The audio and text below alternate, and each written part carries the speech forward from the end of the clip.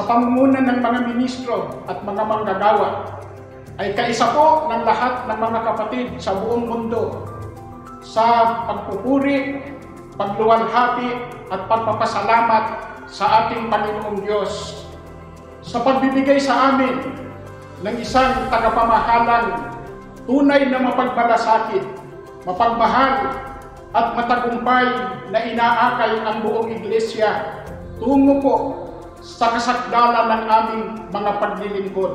Kami po ay patuloy na magpapasakop at susunod sa pamamahala.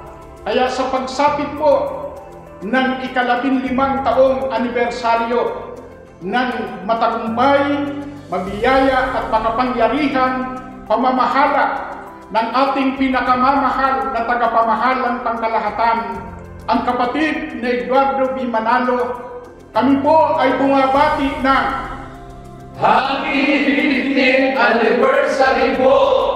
Mahal na mahal po namin